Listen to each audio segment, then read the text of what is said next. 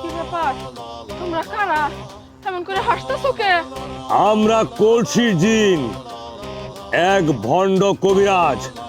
আজ থেকে 5000 বছর ধরে ওই কলসিতে আমার ছেলেকে, আমার বউকে বন্দি করে রেখেছে।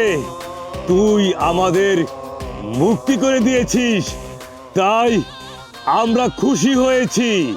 খুশি হয়ে তোকে 3টি উপহার দিতে চাই।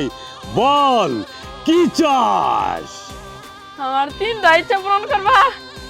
আচ্ছা ঠিক আছে, আমার প্রথম ইচ্ছা হইলো, আমার একটা বোন আছে বুঝছো, আমার বোনটা না প্রতিবন্ধী, পরে সুস্থ করে দাও। এখন তুই বাড়িতে গিয়ে দেখ, তোর প্রতিবন্ধী বোন ভালো হয়ে গেছে। এখন তোর দ্বিতীয় ইচ্ছে বল। আমার দ্বিতীয় ইচ্ছা হইলো, আমাকে থাকার মতো ভালো একটা বাড়ি নাই, আমার একটা ভালো বাড়ি দাও পারলে। তুই ডান দিক চেয়ে দেখ, একটি 5 তলা বিল্ডিং আছে, সেটা তোর। এখন তোর তৃতীয় ইচ্ছে বল। আচ্ছা, আমার তৃতীয় ইচ্ছা হইলো, আমার একটা গাড়ির শখ আছে, আমার একটা দামি গাড়ি দাও, যে গাড়িতে চড়লে সবাই হাঁ করে চায় থাকবো। ঠিক আছে, এটাও দিচ্ছি।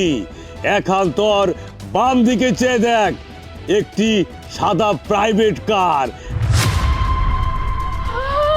সব কিছু আমার। এখন তুই সুখে থাক, আর লোভ করবি না।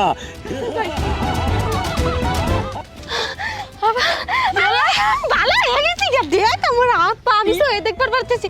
আল্লাহ, তোকে দেখলাম আমি।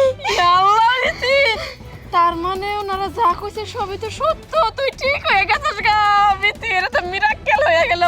কেরা কি কইছে মানে বুঝলাম না, একটু ভাঙ্গা কত। শোন, একটা কলসের ভিতরে 2টা জিন বন্দি আছিল, কাম করবার যায় ওরা উদ্ধার হয়ে গেছে গা। এখন ওই জিন আমার কইতাছে, আমরা এত বছর এটার ভিতরে বন্দি আছিলাম, তুমি আমাকে উদ্ধার করছো, তোমার ইচ্ছা পূরণ করবো, 3টা ইচ্ছা কও।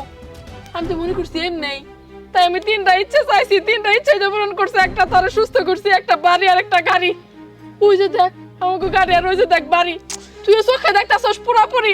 আই রে, কপাল খুলে গেছে একবার, সুখ আর সুখ। চুপ কর, আর একটাও কথা কইস না। তোর মতো গাধা বোন ওর থেকে না